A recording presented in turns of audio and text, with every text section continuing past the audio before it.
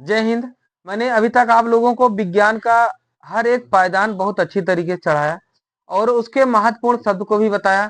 जो तुम्हें ऑब्जेक्टिव में आने वाले प्रश्न होते हैं, जो तुम्हारे पास ऑब्जेक्टिव के आने वाले प्रश्न होते हैं, जिनमें तुम्हें समस्याएं बन सकती हैं, इनकी कुछ समस्याएं हर एक एक पॉइंट की हैं, हर एक एक शब्द की है। जहां पर तुम्हें ऑब्जेक्टिव में समस्याएं आ सकती हैं, उसको हर सब्जेक्ट में, हर हर पार्ट में, यानी हर एक पाठ के अंत में उसको जरूर बताया हूं। इससे पहले विद्युत का था और अब देखते हैं विद्युत धारा संबंधित चुंबकीय प्रभाव का। इसमें महत्वपूर्ण क्या है? सबसे पहली हेडिंग, विद्युत धारा का चुंबकीय चुंबकीय प्रभाव। जब किसी चालक में विद्युत धारा प्रवाहित की जाती है तो उसके चारों ओर एक चुंबकीय क्षेत्र उत्पन्न हो जाता है ना। तो ये तो पिछले वाले लेक्चर में तुम जाकर वहां से ये देख सकते हो खूब अच्छी तरीके से। और फिर चुंबकीय क्षेत्र रेखाएं, चुंबकीय क्षेत्र रेखाएं, ये भी वही बात है ना। जिस क्षेत्र के चारों ओर चुंबक पाई जाती है उसे चुंबकीय क्षेत्र रेखाएं कहते हैं, है ना। इसको भी खूब अच्छी तरीके से तुम्हें समझा दिया था, वहां से जाके तुम देख सकते हो, पूरा वीडियो पूरा एक्सप्लेन है वहां पर, समझ सकते हो। फिर उसके बाद आइए देखते हैं चुंबकीय क्षेत्र का मात्रक। ये मात्रक कई बार पूछा जाता है, मात्रक को मैंने बता दिया, निकाल के भी दिखा दिया। अगर दिक्कत है तो वहां से जाकर एक बार फिर देख लेना। अगर याद ही करनी है तो यहाँ से याद कर लेते हैं। अगर समझना है पिछले वाले वीडियो को चुंबकीय क्षेत्र रेखा संबंधित, उसमें समझ के जाकर देख लेना और खूब अच्छी तरीके से समझ में आ जाएगी। आइए देखते हैं। अच्छा, एक बात, इसके 3-4 मात्रक हैं। एक तो जो टेस्ला होता है, हम आप देहाती भाषा में होते हैं, देहात के लोग हैं, हमें टेस्ला एक तसला कहा जाता है। तसला जो सर पर रखकर कुछ कूड़ा या कोई सामान, कुछ चीज है उसे फेंकने के लिए, कूड़ा वगैरह फेंकने के लिए हमें सर पर रखा जाता है। तो तसला से याद रहता है कि तसला वो चिपका रहता है, तसला यानी सर से चिपका रहता है। चुंबक क्या करता है? चिपकता है। तो यानी जो चिपकता है उसे टेस्ला यानी तसला कहते हैं। तो तसला से टेस्ला ये मात्रक याद रहती है। तो ये एक प्रकार ये होता है। और उसी टेस्ला को देने वाले गॉस साहब थे, है ना। तो ये गॉस के प्रमेय से लिया गया, तो वहां से ये बात समझ में आती है ना। इसका एक मात्रक जो सूत्र से निकला आया था, जो बताया था पिछले लेक्चर में, वो होती है न्यूटन प्रति एम्पियर मीटर, या इसे वेबर मीटर स्क्वायर भी कहते हैं। ये सब निकाल के पीछे दिखा दिया, समझ जाना, है ना। अब आइए देखते हैं चुंबकीय क्षेत्र का मात्रक न्यूटन एम्पियर मीटर। चुंबकीय क्षेत्र एक सदिश राशि है, हमने बताया ना, ये एक सदिश राशि है। और जब चुंबकीय क्षेत्र रेखाओं के बीच कोई रेखा नहीं गुजरती तो उसे उदासीन बिंदु कहते हैं। जहां चुंबकीय क्षेत्र रेखाएं जहां से गुजरती है ना, जब वहां से कोई रेखाएं नहीं गुजरती, मैंने बताया था ना कि कोई ऐसी बिंदु होती है जहां से दो रेखाओं के बीच में कोई रेखाएं नहीं गुजरती, तो उसे, जहां कोई नहीं गुजरता वहां उदास होता है, वो उसे उदासीन कहते हैं, है ना। उसे उदासीन कहते हैं। उदासीन बिंदु पर परिणामी चुंबकीय क्षेत्र शून्य होता है। उदासीन बिंदु पर परिणामी चुंबकीय क्षेत्र शून्य होता है ना। दो चुंबकीय क्षेत्र रेखाएं एक दूसरे को कभी नहीं काटती, मैंने बताया ना, कभी नहीं काटेगी।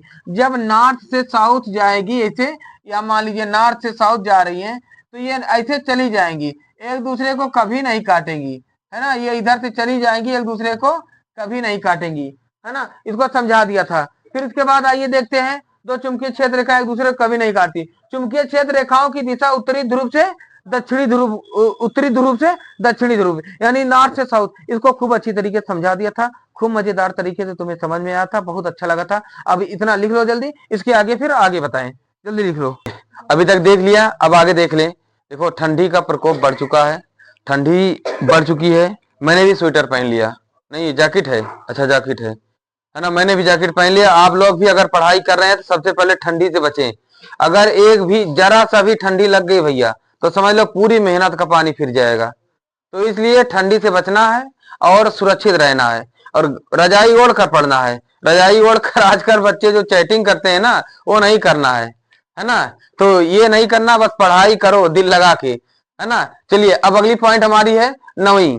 और तक खूब अच्छी तरीके से समझ गए। 9वीं क्या कह रहा है कि चुंबकीय द्विध्रुव में एक छोटी सी हल्की सुई, चुंबकीय सुई होती है। जो द्विध्रुव पढ़ाया है, चुंबक द्विध्रुव सूचक, उसी में क्या कहा है? चुंबकीय द्विसूचक में, द्विसूचक पढ़ाया ना, में एक छोटी सी हल्की चुंबकीय सुई होती है, जिनके सिरे पर यन यन या कोई रंग लगा होता है। यन लगा होगा, लिखा होगा, या कोई रंग लगा होगा, जो पृथ्वी के उत्तरी ध्रुव की ओर संकेत करता है। तथा दूसरा सिरा जो होगा, चाहे उस साइड को यस लिखा हो या उसको कुछ भी लिखा हो या रंग लिखा हो, तो वो पृथ्वी, ये तो पृथ्वी की ओर हो गई और वो उत्तरी ध्रुव की, वो दक्षिणी ध्रुव की ओर हो जाएगा। क्लियर है इतनी बात? फिर इसके बाद हमारी पृथ्वी भी बहुत बड़ी चुंबक की भांति व्यवहार करती है। हमारी पृथ्वी भी बहुत बड़ी चुंबक की भांति व्यवहार करती है। और इसके बाद यदि हम किसी, अगली पॉइंट 11वां, यदि हम किसी पेचकस को दाएं हाथ से पकड़कर इस प्रकार, इस तरह घुमाएं कि पेच की नोक धारा आई बहने की दिशा में चले, तो अंगूठे की घूमने की दिशा चुंबकीय बल रेखाओं की दिशा होगी, है ना। इसको मैक्सवेल के स्क्रू के नियम में बता दिया हूं ना, है ना। और अच्छे समझना है वहां जाकर समझ सकते हो, ठीक है ना।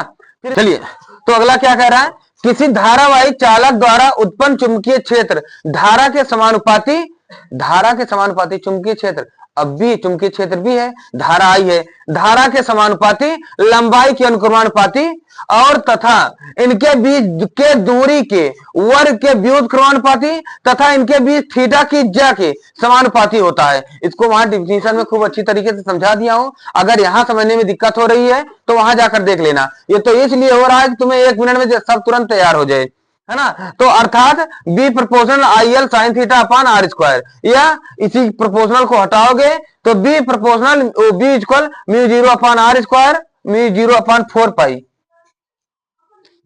Mu 0 upon 4 pi into I L sine theta upon R square.